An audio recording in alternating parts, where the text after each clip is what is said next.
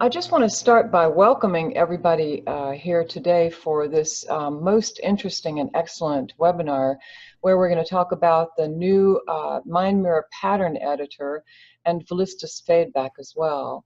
The way I conceived of starting this was that we would ask Gary to talk about first how he came up with this idea for the pattern editor, and then turn to Steve, and Steve Clark would kindly explain to us how it works.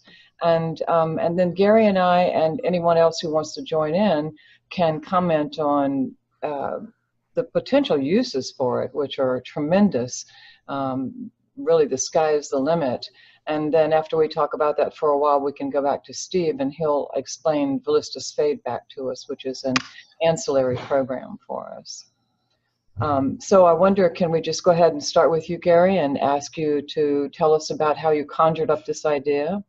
Okay. I've been wanting to have neurofeedback on the Mind Mirror ever since I started using it. My background was in biofeedback, and I used a lot of peripheral feedback systems. And then when we started doing the neurofeedback, or actually doing the Mind Mirror, I was a bit frustrated in just doing guided meditations and not being able to help anybody actually shape a brainwave. So anyway, I lived with that till Steve came out with the Mind Mirror 6.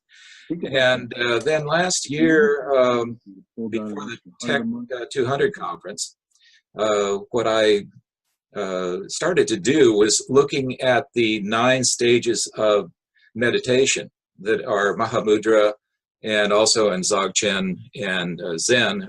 It's sort of the basis of all the meditational systems, and begin to work out the patterns, the brainwave patterns that are described by the long-term meditators. So I kind of drew that all out and sent a copy of that to Steve.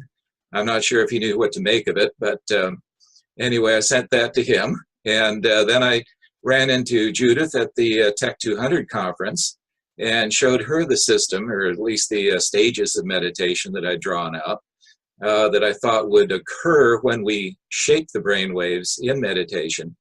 And then Judith jumped on board with that and got back to Steve. And I guess between the two of us, we convinced Steve that we really needed something close to straight neurofeedback with the editor that he's developed. For the self-training. And yeah, this is especially effective for self-training. We can set the monitor, and if we're doing one-on-one training also with other individuals, we can't obviously use it in large groups, 20, 30 people, but eventually down the road, what we're looking at is everybody will be able to load this on their iPad, and we'll have a little headband that they'll put on, and everybody will be doing their Mind Mirror training in large groups as we guide them through the various stages. So that's sort of the background of why I came up with that idea. What I can just add to that is that, so Gary has this experience with neurofeedback, and so does Steve. And as the idea was developing, it became increasingly evident that, of course, we have these stored programs, training programs in the self-training feature of the Mind Mirror, and that's the meditation pattern, awakened mind, evolved mind, and Gamma Synchrony. Those are the main 4, and then there's preliminary self-training patterns like beta reduction, alpha generation, and the wonderful alpha synchrony and delta generation. But basically what this pattern editor allows you to do, as Steve is going to demonstrate, is create the pattern of your own that you want to train to. The one that leapt into my mind, first of all, was the diamond pattern, which we've been seeing on people that's somewhere in between the awakened mind and the evolved mind. And in fact, it's the pattern that's in the back of Max Cade's book as his own pattern. And so there are all kinds of higher state patterns, but also we have the potential here for people who are like at training level 5, and they can't quite get down to 4 because there's one errant band that won't drop, like a 19 and a 15 hertz beta that won't drop. And so it became increasingly clear of the importance of this idea, and Steve was very kind to spend an untold number of hours working on it. And what he's going to show us basically here is exactly how it works and exactly how you can use it. I should say that it is an add-on, that there is a cost of $150 for it. But once you see what it can do, you're going to see that it's quite well worth the investment. And so, Steve, may I ask you to just take it from here? Okay. I don't think I need to introduce it anymore. Came on board with what Gary wanted to do. It seemed like an excellent idea. Like Gary, I've been concerned right from the start of the Mind Mirror project that although we had a product that could pattern match, it would match at any level of microvolt. So you could be matching a pattern at 10 microvolts, or it could be 0.1 microvolts. But as long as the pattern matched, it was fine. And my, obviously, background is to try and either augment or inhibit certain bands. And it occurred to me that it would be very nice to be able to push and expand, let's say, the 10.5 hertz band. And that's kind of where I started from. So taking what Gary was trying to do and what Judith wanted, and putting my own spin in there, that's what we came up with. So let me go ahead and just give you a quick demonstration of what it can do. Let me see if I can share my screen with you. So we start Vilistus.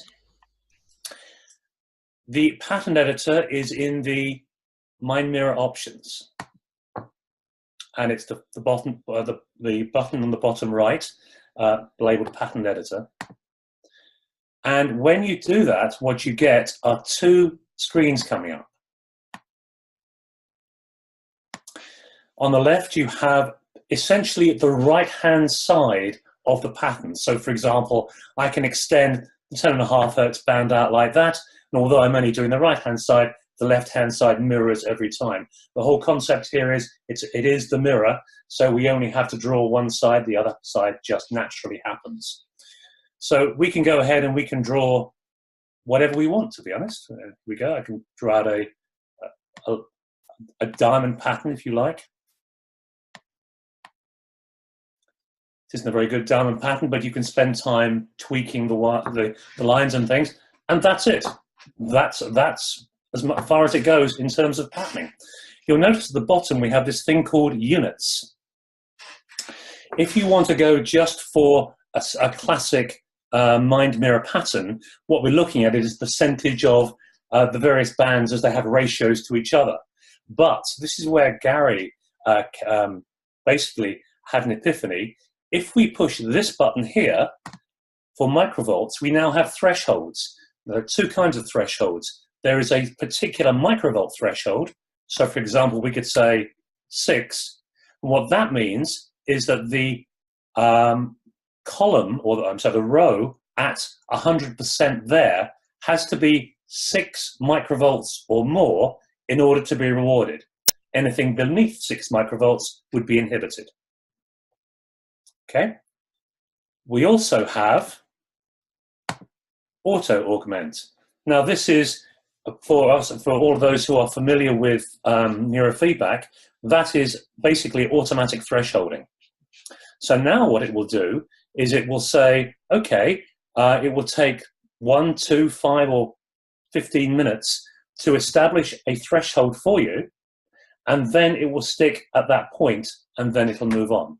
Now, we can either do that in terms of threshold being microvolts, or we can do that in terms of percentages. Okay, so let me just go ahead. We'll call that diamond. Okay, so we've saved the diamond pattern. Now when we go to load a mind mirror, it's going to ask us, what pattern do you want to load? Well, we want to load the diamond pattern. I'm also going to use, as an example, the House of Doors session that we have included in the package. So we can go ahead and play that. And I'll just auto-attenuate this for a second, and I'm also going to press T for training. And now what you see is that pattern being played.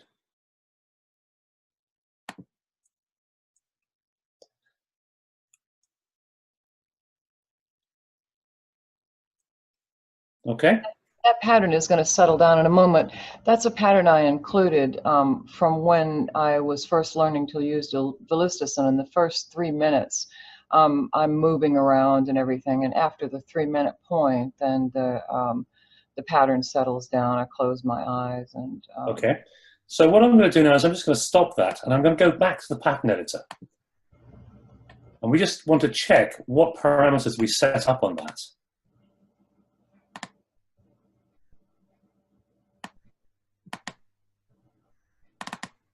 And we notice it was done percentage-wise. So what I'm going to do now is I'm going to set that to auto augment.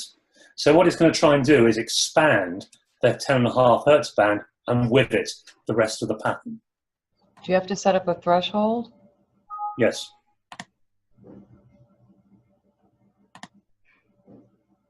Okay, so we'll do that again. So again, we start playing.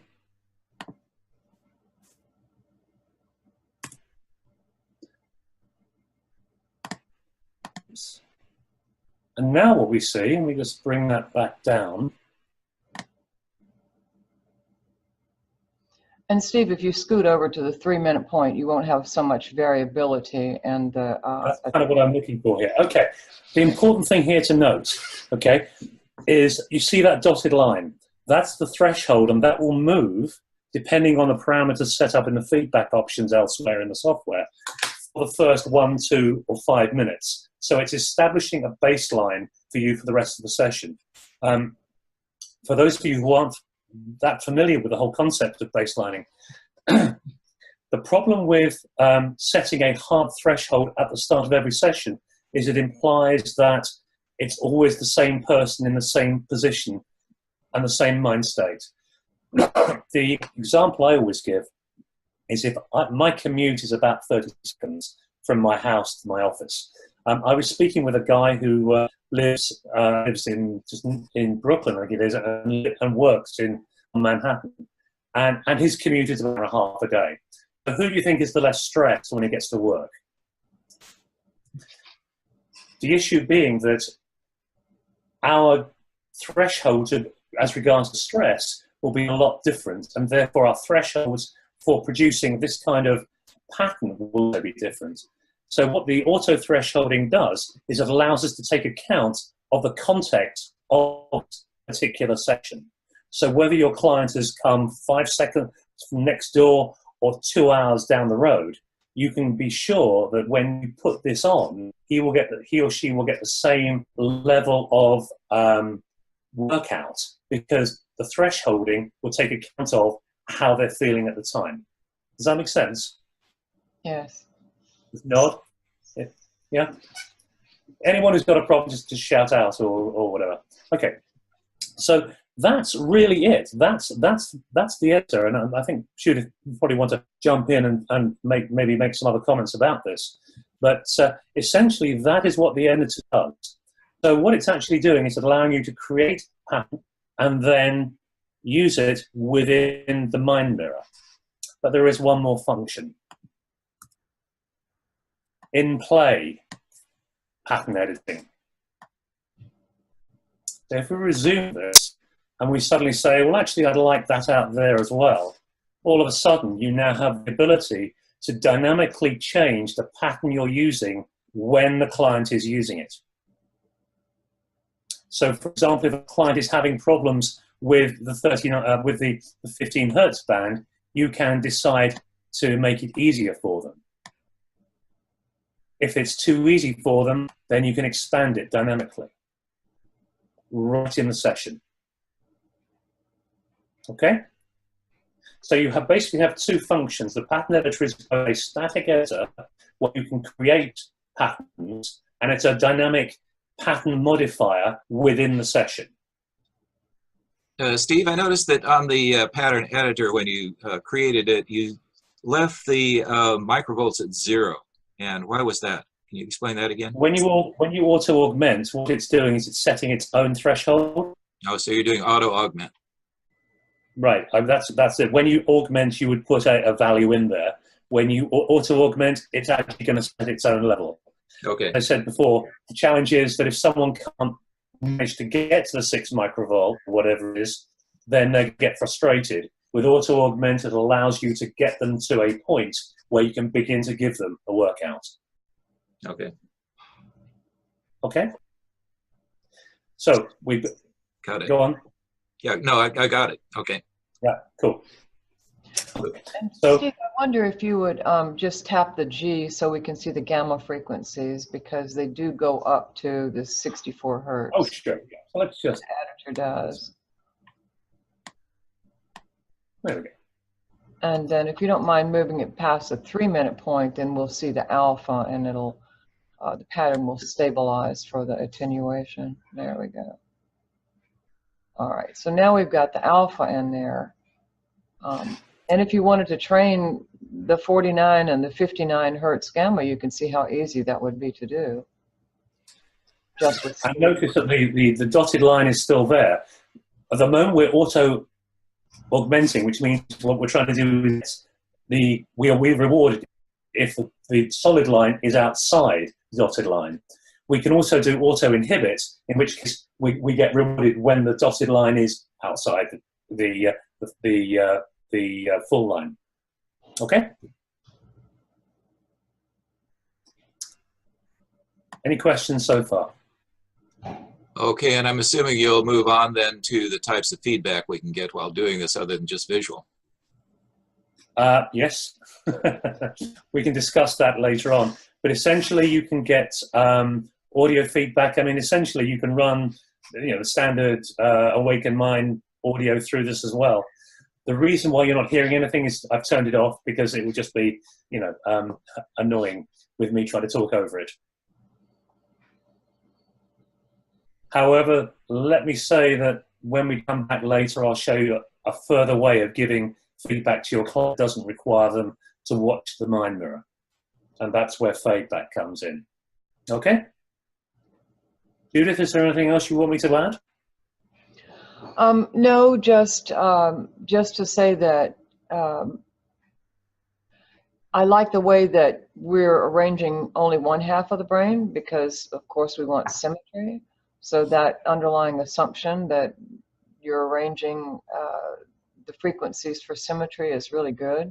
I like that it goes up to 64 hertz because we've actually seen some people lately with these Monroe Institute studies, and I've done quite a few sessions also with psychics and healers, and they're producing frequencies up to 100 hertz.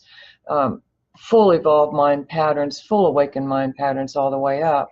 But I was thinking about a little while ago, is that you really wouldn't want to train up to 100. I don't know, your brain might fry, but if you, or you could train yourself with this to produce that 49 and 59 hertz gamma. Of course, you can do it with the Gamma Synchrony pattern as well, but what this allows you to do is take baby steps and amplitudes. So right. You don't just fall into something without knowing where it's going. You can go a little bit at a time. You could say, most people have flat amplitudes at 49 and 59 hertz. Well, say you want to increase that to 3 microvolts. Well, this is just the system to do that with, just literally to sculpt the pattern. And so we have to also take into consideration the difference in the notch filters for American and European systems. This is this 59, of course, is US, and 49 would have to be for the European. Correct. But you would set that up in your, mind mirror options to start with. But here you're seeing some activity at 59 because this was this very early session that I did, and I did have I had my cell phone sitting right next to a Bluetooth DSU is what's happening with that amplitude at 59. That's just noise. But now, we're using,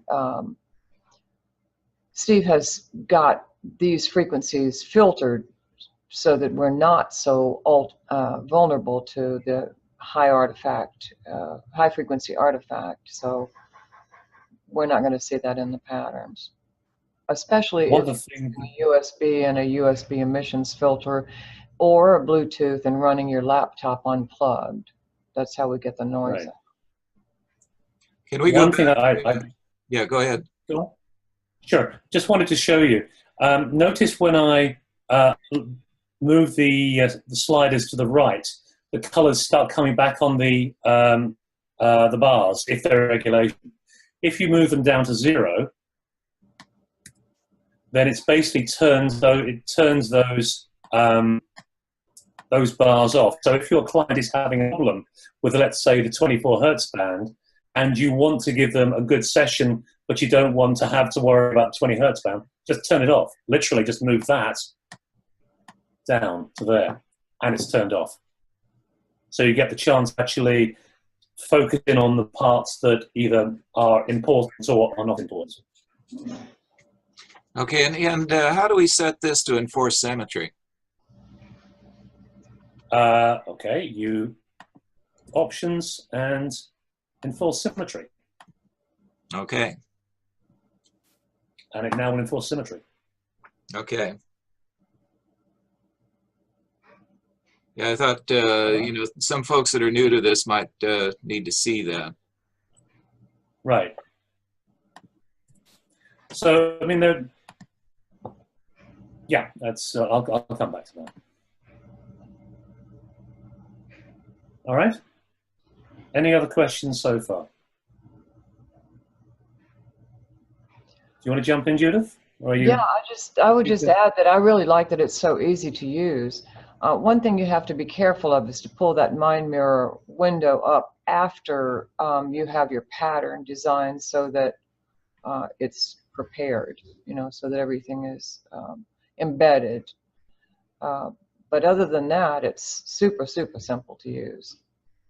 I love the inhibit, because that's where I think self-trainers have run into some problems, is that they'll have that 19 or 15 hertz band that's preventing them from getting awakened mind rewards, and maybe they're getting at training level 5 reward levels of 85 or 95 or and then they can't get down to training level 4, and they can inhibit those bands with this and train their brains to quiet down those low beta frequencies, and then they will get the higher rewards for training level 4.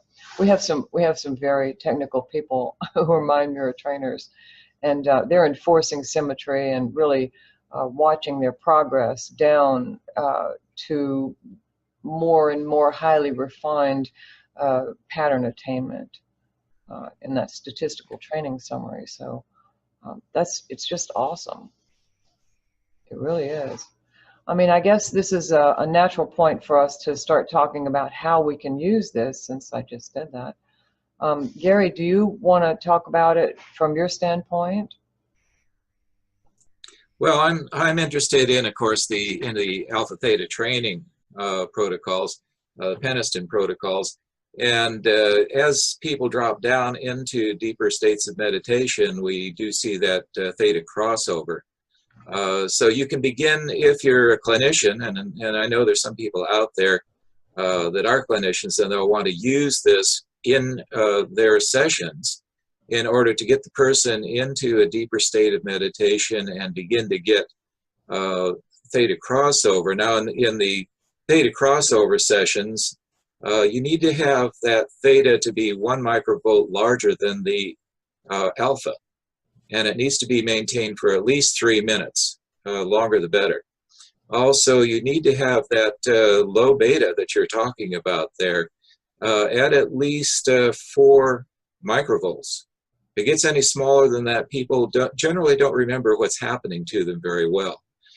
So we need a low amplitude beta, maybe 4 or 5 microvolts to be maintained there.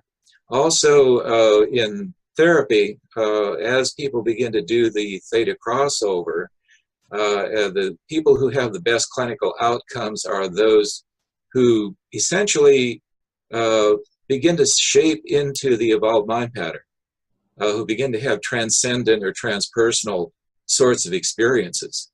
And that, I believe, overwrites some of the memories so that when you have traumatic memories, you go into memory reconsolidation in that period. And then if you have, you know, underneath all of that, you have that transpersonal kind of experience of oneness or openness or, you know, joy or whatever, you know, you begin to experience in the evolved mind state, then that begins to heal the traumatic memories that are coming up with the theta crossover. So that's one way of working with it clinically.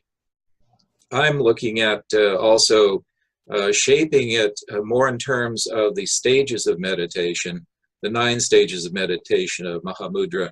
And if you know, after I've, you know, sort of carefully went over all of the stages, I was able to kind of work out the types of patterns that people describe there. I mean, they're just describing experiences in their meditation. And then because of our experience with those particular states, we can begin to see, okay, they've initially reduced beta, the upper beta, the high beta.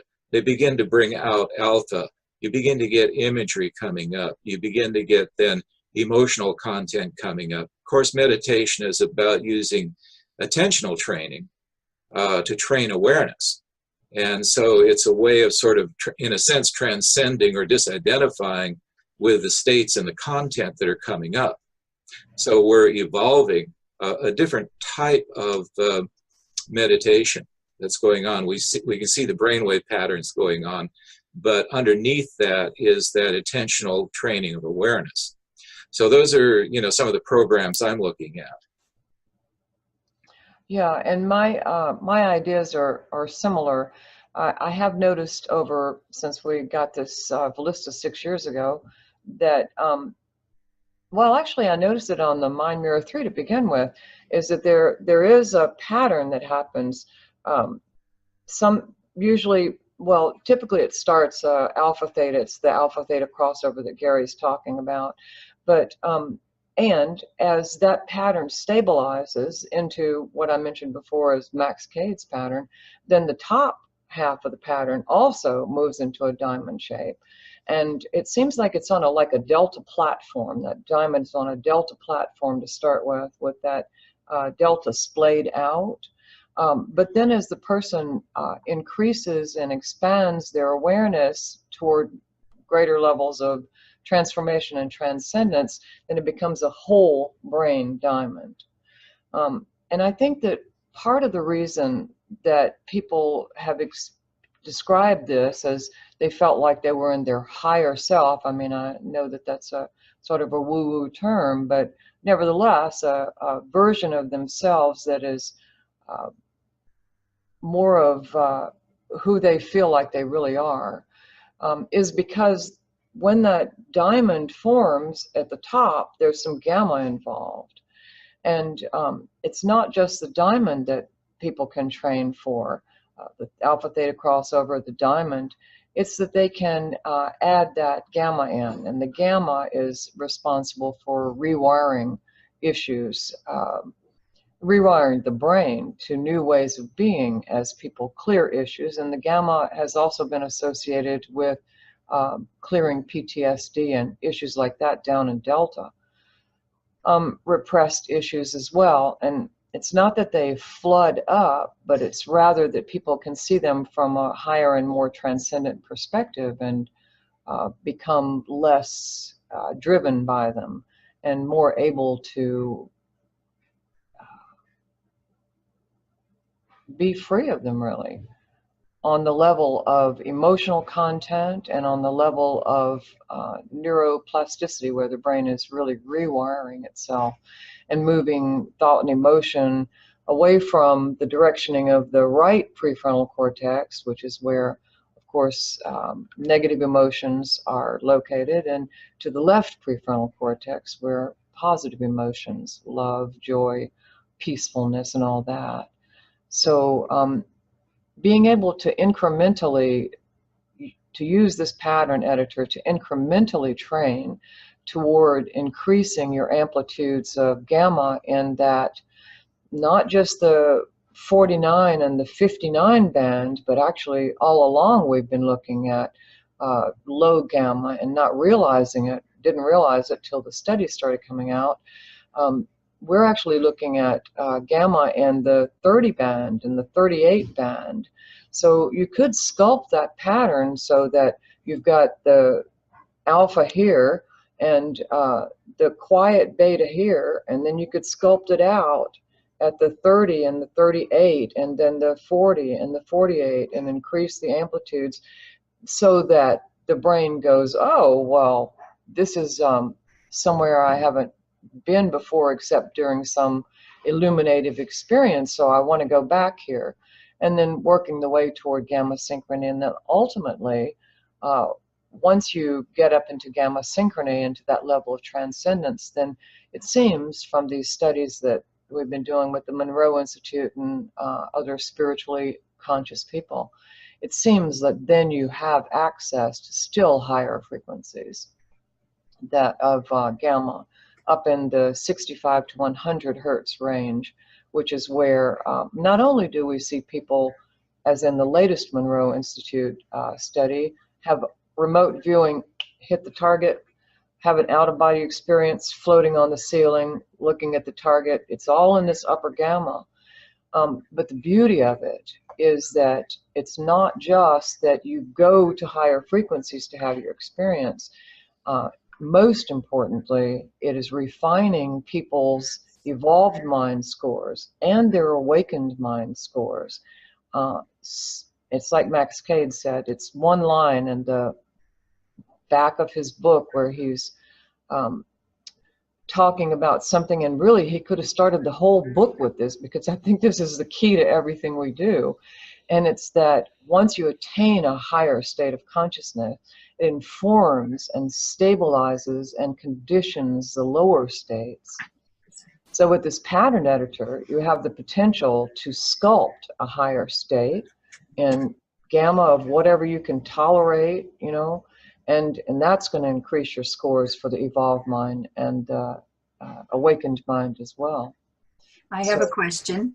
Yes. I would like to know if there is a difference in the accumulated statistics on the graph at the end of a session when the pattern editor is running at the same time as you're doing a session. Will that change the accumulated statistics in a different way than it would be normally? No, the pattern editor doesn't affect the statistics. Okay, thank you. Yeah, I also wanted to comment on the gamma. The Gamma Synchrony, we know from meditation training, particularly in the Tonglen meditations, compassion meditations, that it increases gamma tremendously. And this is a highly focused attentional awareness at that level. So one of the things I think is extremely important, and something that maybe not everybody's doing, and I'm not on the camera here. Okay, there it goes. Is that enforcing the symmetry? Because there needs to be a good symmetry between the both hemispheres. Because it seems to when the hemispheres become out of sync, when they're not symmetrical, that's when we begin to run into psychological and emotional issues.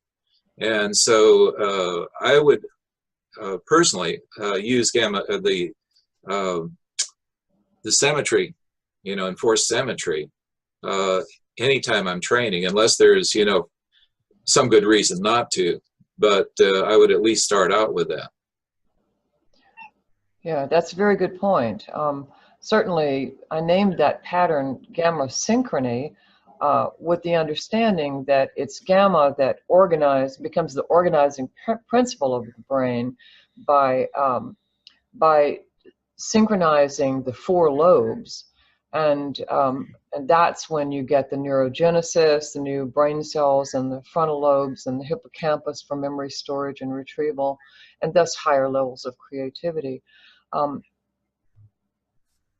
But the synchrony does refer to symmetry. the idea of symmetry. So as we get the synchrony, which is basically the gamma spreading over the hemispheres, or delta, or any synchrony is basically the spreading of that particular brainwave pattern.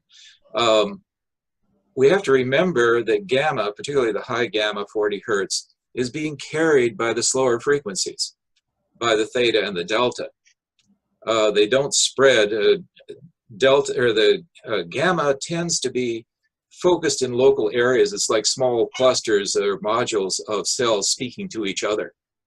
And it's when they begin to, comes out of the hippocampus and the thalamus frequencies of theta, that carries or moves that particular gamma frequency throughout the rest of the brain, and that creates the synchrony.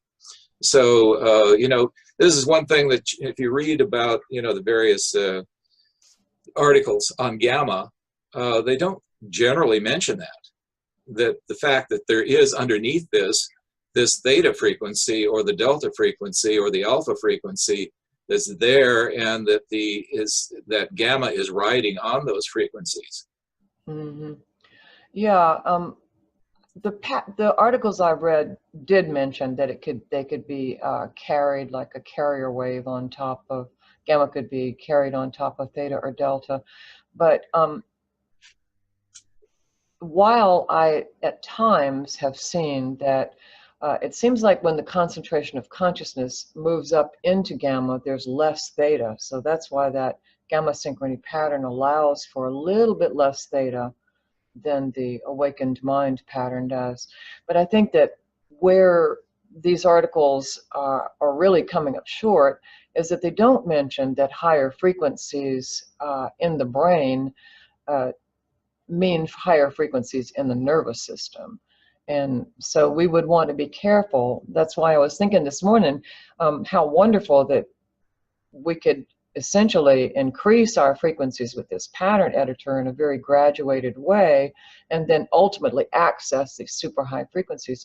But we want to be careful about that, because Kundalini energies and all kinds of physiological issues are related to this high gamma. And when gamma is untrained and not, as Gary pointed out, integrated with the rest of the pattern, that can be a problem for the body. So the fact that we can gradually increase the amplitudes of gamma and say, okay, well, am I wired? Does it feel good to be wired?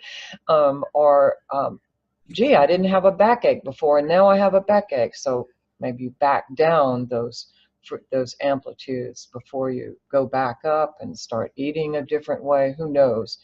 Lots of different things are involved in these higher frequencies. But one thing we do know is that it ramps up the brain and intellectual and creative capacities. When I read over the stages, the 9 stages of meditation, it doesn't look like, from the descriptions, you know, and these are stages that most people don't achieve without spending months of intense concentrative meditation. We're talking people with at least a year of 8 hours a day of concentrative meditation, or, you know, for some of the systems, you know, 10,000 hours or more. These are brainwaves that can be shaped fairly quickly using the neurofeedback or the pattern editor. So instead of spending 10,000 hours sitting in a cave staring at your navel, we might be able to achieve the same thing within a matter of weeks or months, maybe 20, 30 sessions, depending on the starting point for the person, how much they have to recover from trauma, childhood trauma, and any shock trauma that they may have had.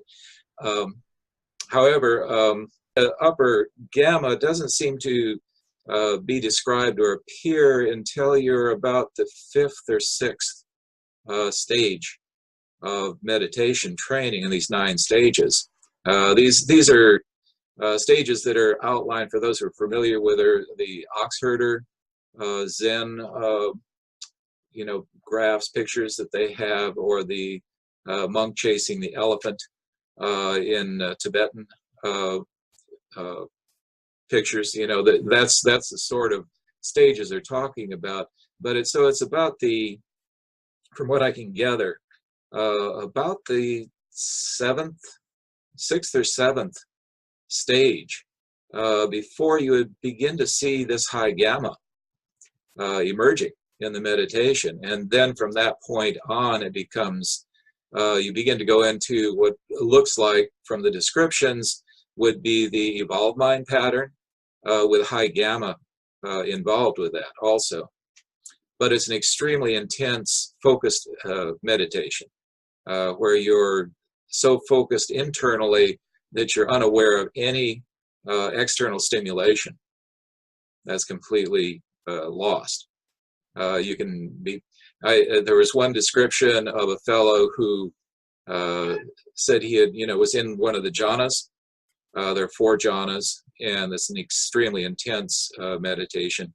And his wife thought something was wrong with him. He wouldn't respond to her shaking him or trying to bring him out of it.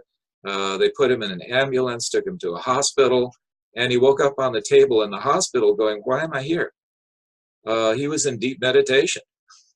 And that's how intense it can become when you're doing that type of shamatha jhana meditations. Anyway, the delta or the gamma seems to appear, as you say, in sort of the later stages or higher stages of meditation. Yeah. Yeah, I mean, what you're really saying is that we can ramp ourselves up carefully, admittedly, but and over a period of time. But this is a fast track, even more of a fast track, because we have the ability to sculpt the pattern any place we're having problems. And maybe it's just that they need more theta for an awakened mind pattern, self-trainers. But if that's the case, they can increase that theta 1 microvolt at a time, or use the auto thresholding. Steve, I wonder if you'd say a little bit more about that auto thresholding. I appreciated your explanation of it, but for people who don't have any neurofeedback background at all, so what is actually happening in the brain or in that it needs to be coddled in this way? In my model of neurofeedback, you have to take account of the context of the session itself, because nothing stands alone. As I say, I can walk across the field outside my house, behind my house, and just commune with God, as it were. And I will be relaxed and calm, and I'll be in a good place.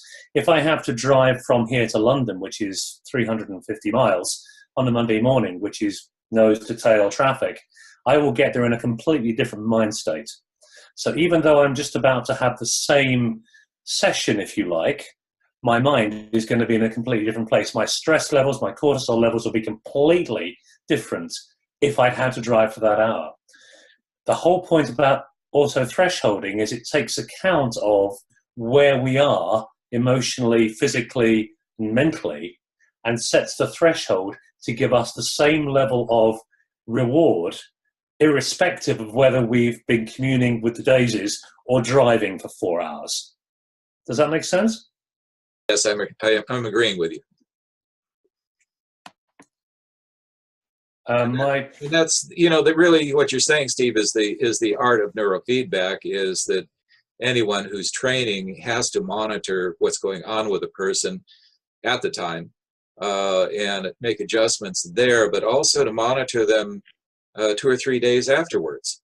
What sorts of changes were you experiencing the next day, the next 48 hours, so that you may have to make adjustments for the next session.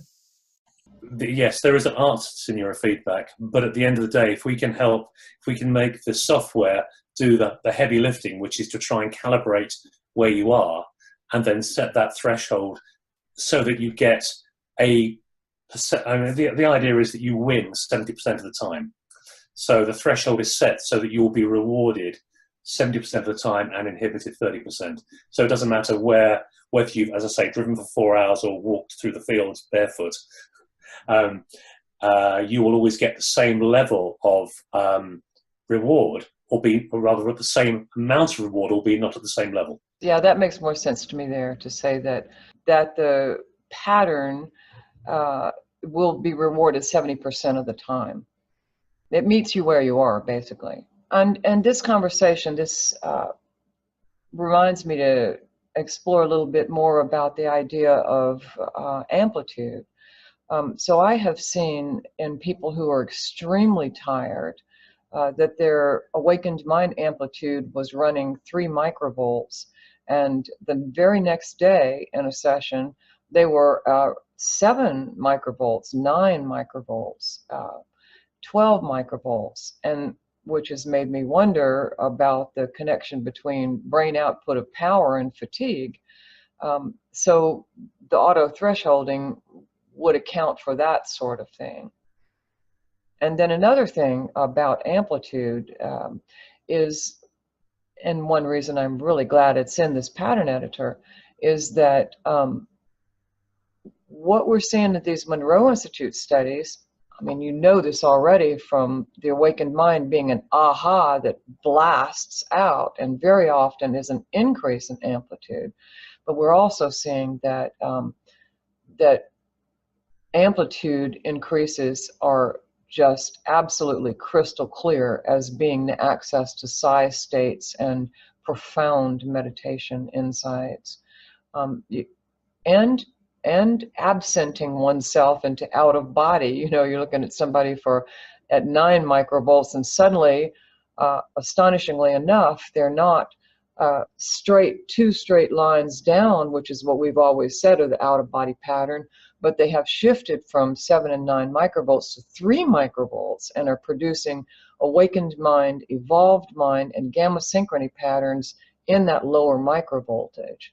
So there's something going on with microvoltage in the brain, and I don't know that it's just as simple as I'm tired or I'm not tired, or but it's something to really look at and something to play it with this pattern editor. If you normally watch yourself at 9 microvolts and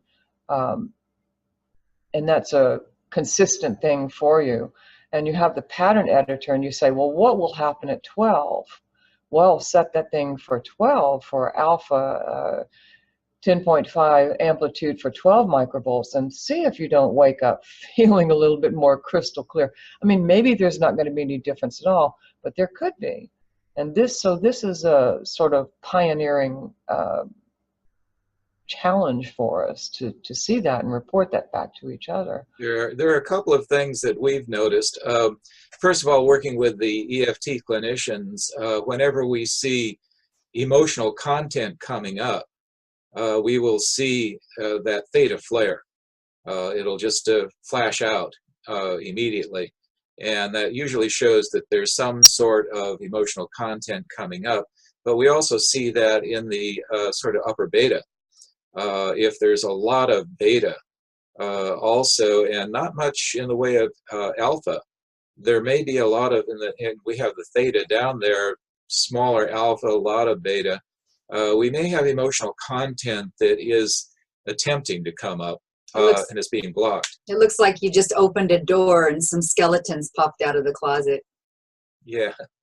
And the other thing is, you know, I don't know what your experience has been with this, but looking at Swengel's clinical work, is that he's saying that if you have a combined amplitude, sort of this would be chronic amplitude of beta, alpha, theta, that adds up to 60 microvolts or greater, you may be working with an autism or an ASD spectrum. So, you know, if we've seen people, you know, I've seen people in sessions who just come in chronically at 100 microvolts, you know, or between 50 and 100 microvolts. And it takes, you know, they just can't seem to accomplish anything until you actually bring that microvolt range back down to a normal level, what I consider to be normal. And we just consider that an anxiety disorder at that point. So yeah, go ahead. I was just going to break in here. What I think you're all discussing here are really like dissociative states. Yes, And yes. the higher amplitude is indicative of millions of neurons. I mean, acting synchronously. So they are very focused on one kind of a task that's inside the head, whatever it is.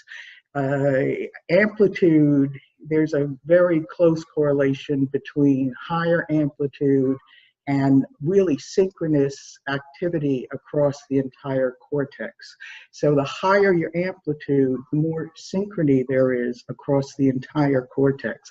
The lower the amplitude, the more dissociated the networks are, and you get all of these localized differences across the networks working in the brain. So I really think what you're talking about, and this has come up repeatedly in these discussions, not only with the amplitude, but also with the gamma state and, out-of-body experiences and ending up in the hospital, waking up, where am I? These are all dissociative states. And you're now dissociating the brain or the mind or consciousness from the body itself and from the grounding of our planet, of everything that makes us human, and in a three-dimensional or four-dimensional, depending on whether you count time, a four-dimensional universe. So I think we have to be very careful about this, because we're meant to be in this plane, and if we go too far into these other planes, there's a real danger here that we might not come back. I mean, you might not come back into your body, you might not come back into your head in this, physical plane. So, yeah, I mean, I think here you want to go slow, and you don't want to be doing things after you go through these very deep meditative sessions that require, a lot of attention to the environment. It's sort of like taking a drug and then going out and driving a car. You don't take a benzodiazepine and get behind the wheel. So it's the same sort of thing, only we're doing it without drugs. We're doing it with biofeedback. So that's just, a comment to be made. I mean, I think we're really in unexplored territory now, and it's best to go slow. Despite what the literature says, we're really kind of experimenting here. You're right, absolutely right, Deborah, and that's the beauty of the amplitude controls on this pattern editor, is always to reflect inwardly on what's happening inside my body. Am I functioning better in real life, or people starting to ask me questions about where am I? Yeah. So I wonder if anybody has any other questions. Unmute yourself if you do. Specifically about not just states of consciousness. Of course, we kind of elongated our discussion of that to take in the possibilities for the pattern editor, but specifically how the pattern editor works and how you might use it. May I just ask, do we need to download a new software? Is the pattern editor now a part of our older software? It's a $150 charge, and oh, I see. We buy it. Yeah, and so I give you a license key for it, and then it becomes active under help and licenses. Okay. Okay. And then I'll send you also a user manual for it. Basically, just a recapitulation of what Steve has shown us here, but a little bit slower so you can work it step by step. I want to make a comment. Deborah just described Lazarus. Lazarus? You mean who rose from the dead? Well, or rose from a deep meditative state out of body. Huh. Interesting idea. I wonder how he functioned after that. I think that might be a way of explaining it. People who are in a deep state of meditation are not necessarily disassociated, but are disidentifying with the state and content that they happen to be in. And you're correct, they do need to come back and get grounded again after the session, and actually maybe do some Tai Chi or some yoga, or walk barefoot on the ground. They need to get themselves back in their bodies again. By dissociative, I wasn't, talking about dissociative mental states. I was actually talking about dissociated from the body and from the physical plane. So I do still maintain it's a kind of dissociation rather than disidentification, because I do think you separate. If we're pure energy and we're pure spirit, then, outside of the body, that's what we are. And that is dissociated from this physical state. And that's how I was using the term dissociation. And that's why the yogis always have their entourage around them to pull them off the ceiling and feed them a few grains of rice every day. I totally agree. That's why they have them.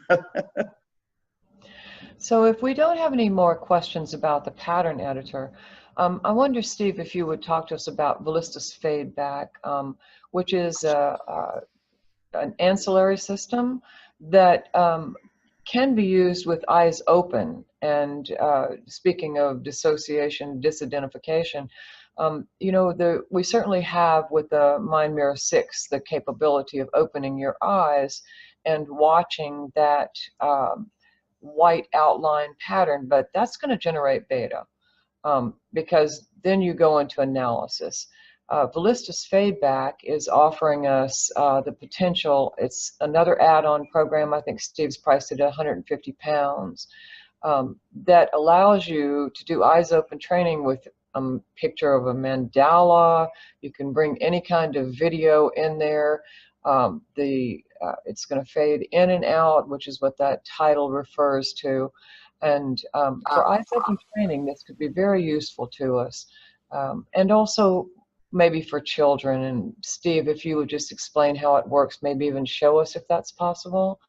Sure, I can quickly do that. And why. Why, I guess, is always a good place to start. Okay, well, why? Again, if we come back to neurofeedback, one of the real problems with neurofeedback is getting appropriate feedback for the client. Typically, we've been very bad at that in the last 25, 30 years. If we've tried to do computer games to engage the client, engage the kids, unless they've been written by games designers, and the only one really that has been is Zucor, the games are not good. They're not very good. If you try and use games, the normal video games that you get, they're far too immersive, and they're designed specifically to raise adrenaline levels and get you completely engaged in the program. And the challenge with that, of course, is you're then training the state of being in the program rather than the state that you're trying to achieve yourself.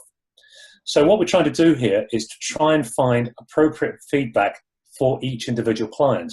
And that bit may be, as Judith says, it may be as simple as watching a mandala. It may be watching, for young kids, for example, I don't know if you have these in your countries, but Thomas the Tank Engine.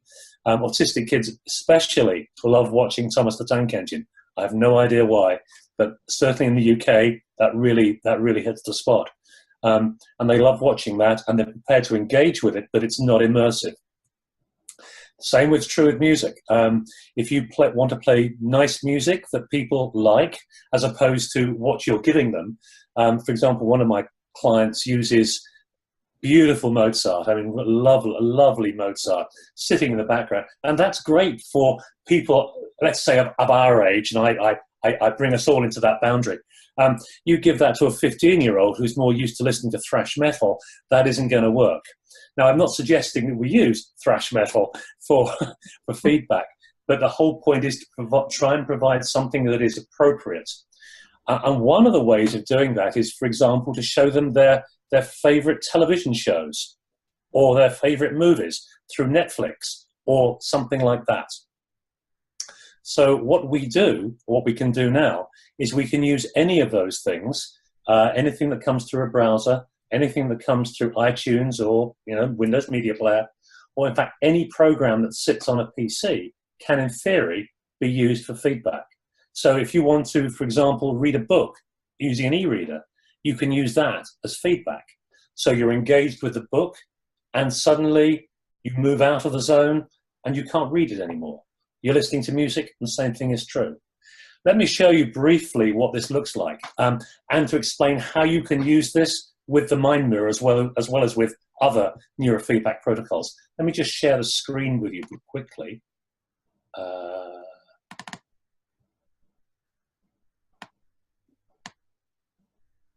Can everyone see that? Yes. Okay, one down there. Okay, so with the mind mirror, in order to use feedback from outside of Vilistus, you just need to tick that. What that does is it basically sends some messages to other software to pick up the feedback. So let me just go ahead and close that and put that there. Now what I have here, just for an example, just so that it's easy to see, is a quick protocol. Now this could be anything. This could be the mind mirror. It could be literally any kind of feedback. For the purposes of this demonstration, this is the simplest one. And I'm using the classic 3-band neurofeedback here. I'm inhibiting theta and beta, and I'm augmenting SMR. Okay? I don't know whether anyone's looked at the quick protocol, but essentially what you see on the screen is the action, the band, and its auto-thresholding. So let me just resume that, and you see these lights flashing red and green. Okay, so that's what is providing the feedback. FadeBack, Vilistus FadeBack, the new product. If you look on the right-hand side, there's Windows Media Player, and I've got a video playing. If I double-click on FadeBack, all of a sudden what you see is this basically a black screen is put in front there. What I'll do, I'll just hover that there for a minute. If I resume quick protocol, you see the screen going darker and lighter. And what's also happening is that the volume is also going up and down the same way that the screen is going black. All right? So the one that's fading out is the one that's on the right there? Right, this here. So this will just fit directly over that screen. Okay. So if you have 3 greens here all the time, that would come back. But I've chosen a part of this particular session, which is your session, Judith, which is where it's being inhibited. Let me just take off. Go past that 3-minute point. Maybe I'll get some rewards on it. There we go. And it comes back. When you said second on the left after the poster, Mr. Navigator here thought that included tiny little dirt tracks with great big signs saying, pick your own strawberries. All right. That's FadeBack. And it's as simple as that. So you can use any program, literally any program on your PC. If you can cover it with that black screen or it has audio, you can vary it up and down. And there are various ways, obviously, of tailoring the experience by changing the maximum opacity of that screen so that it only goes to a particular level. And you can change the volume too, so you only get either full volume or nothing. So it's a really simple program, but it's essentially the only feedback program you'll ever need. And how will it work? Can you show us it with the mind mirror? Yeah.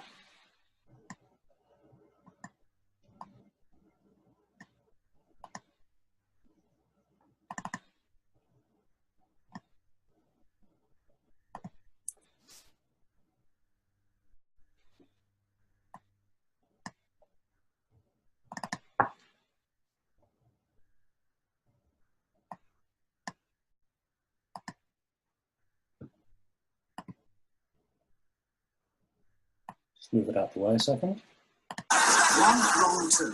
2. It's your idea to drive across the potato. But this is short. Okay, let me just take the... Followed by seagull. Next time we get called out to the back of beyond, you can drive. Right, we might get out of second gear then. Just you remember, James Dean, it's better to arrive late than to arrive dead. Okay, so there you go. it's slowly getting quieter and blacker as you're out of the zone. And Steve, I might add, has the grayed out function in Mind Mirror options on the Mind Mirror. So you can see that the Mind Mirror is out of compliance. Right. So you could, this is probably best to be done on two screens. So you have a therapist screen and a client screen. So the client watches a movie, watches a mandala, watches a video, and you have the Mind Mirror on your screen and you can adjust the parameters as you need to. Does that make sense? Question here, you need both programs? In other words, you would have to have both the threshold and the FadeBack program? No, you can have one or you can have either.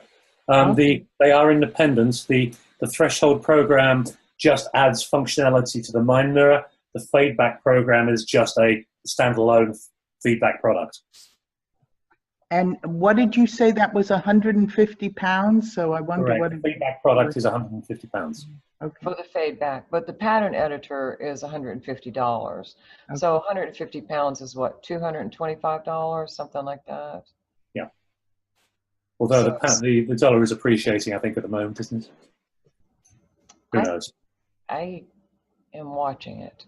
How would we set this up on two different screens, say for client?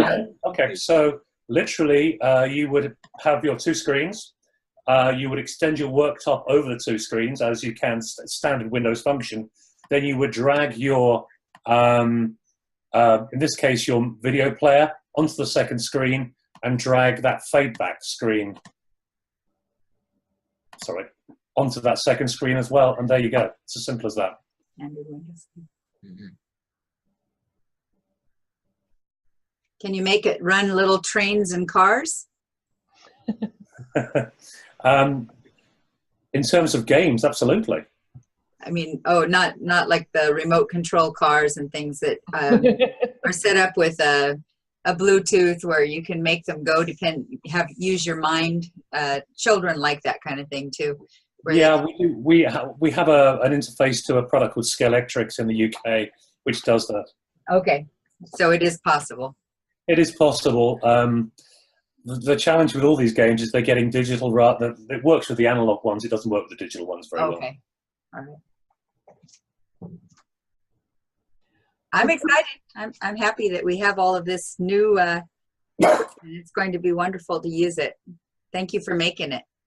I just think that it's going to be good for people who want more of the neurofeedback approach to brainwave training, and that's been something that Steve and I have talked about for a good while.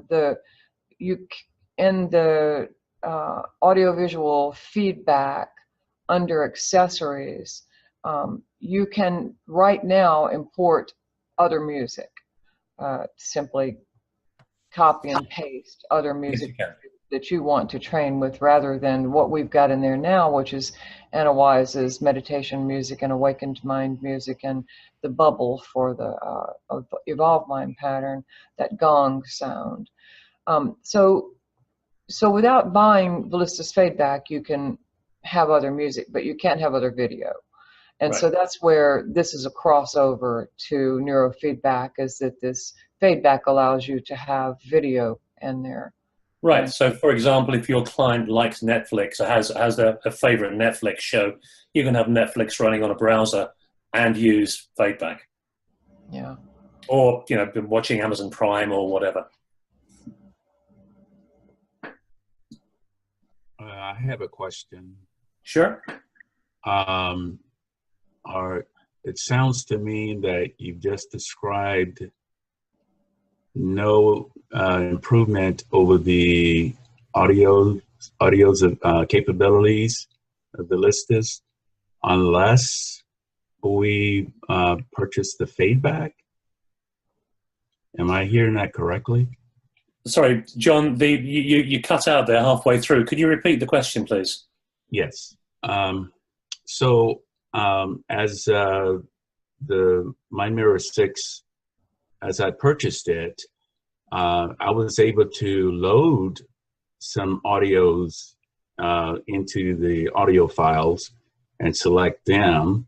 Yep. So unless I purchase the FadeBack program, I'm still limited to the original audio capabilities.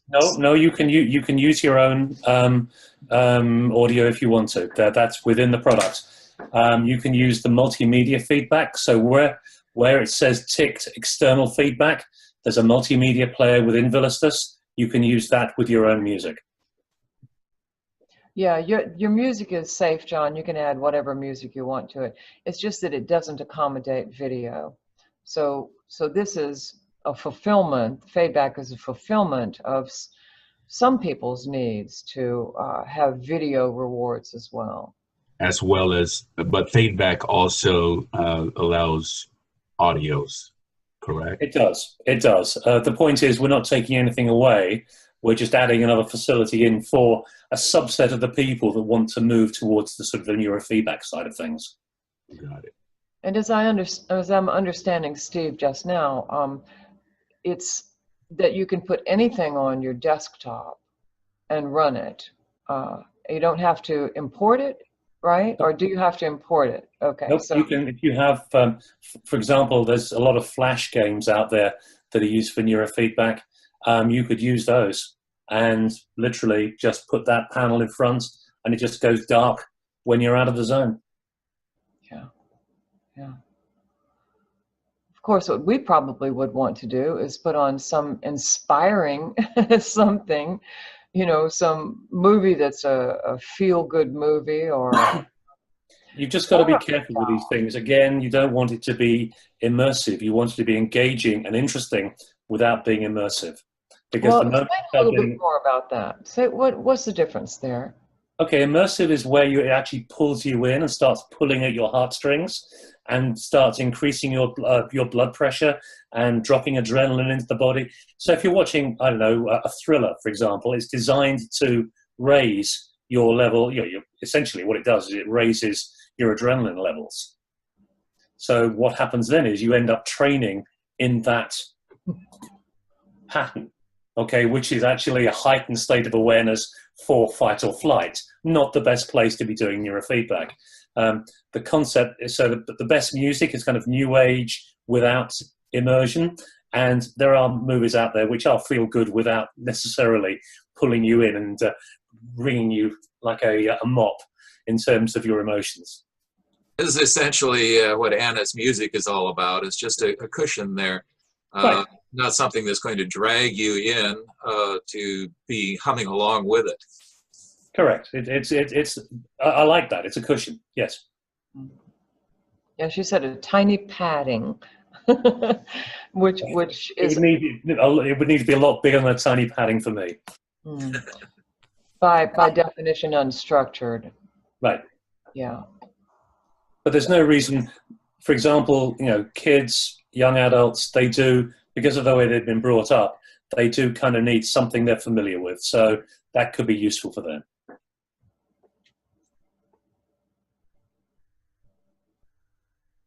But if they want, would this interface with Zukor's grind?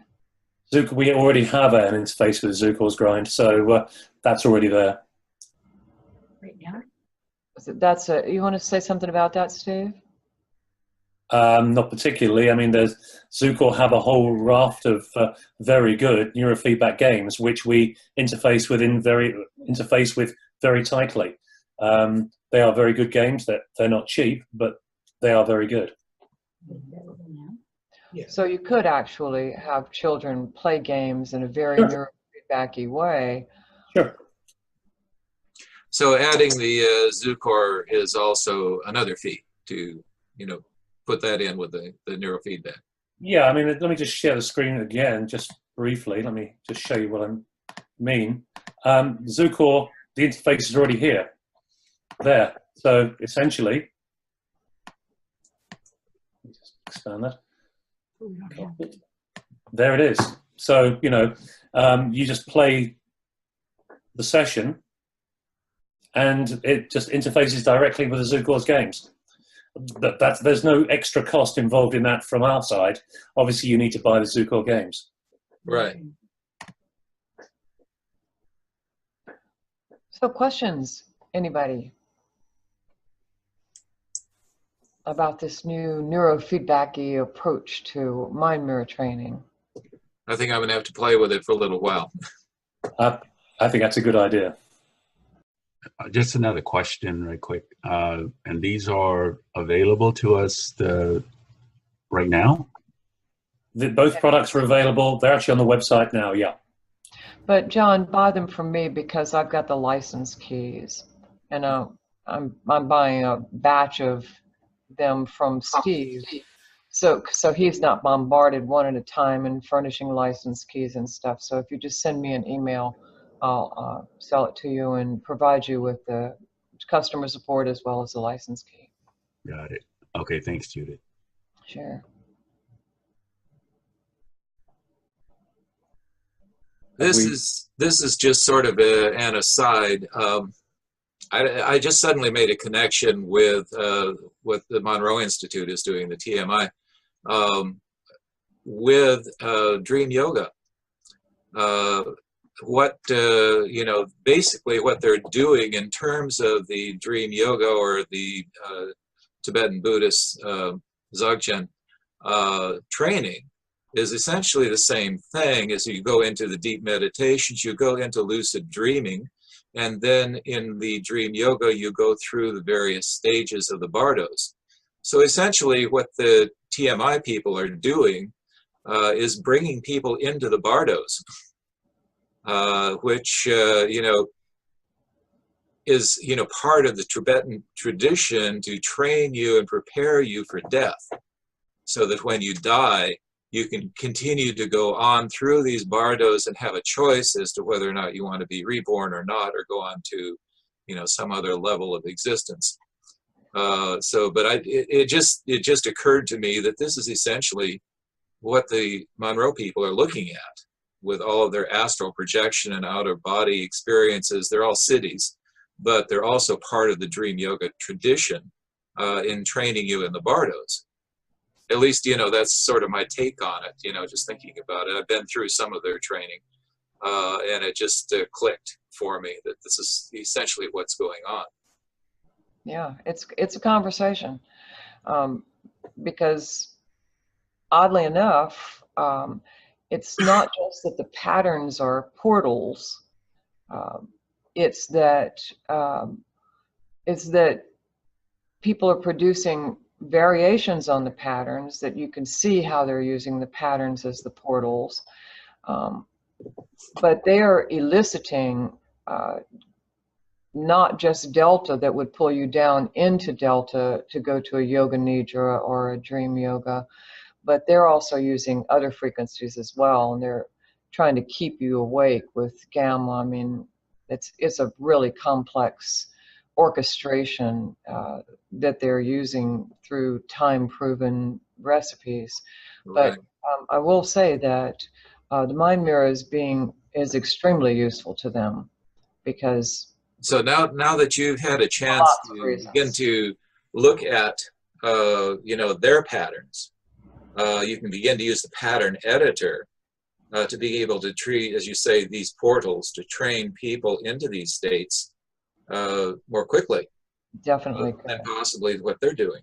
Yeah, and Monroe Institute is putting in a mind mirror department, so people who go there can do a brainwave profile and see what's happening in their brainwave, so that they don't necessarily click out, although that's not necessarily a bad thing. It's just that they can't remember what happened. But they could use the pattern editor too for people, and help them not have that descending 9 hertz alpha, so that they go into a theta delta and they can't remember what happened. Yeah. They could train them, instead of doing the brainwave profile, they could train them to that gamma, or to anything really.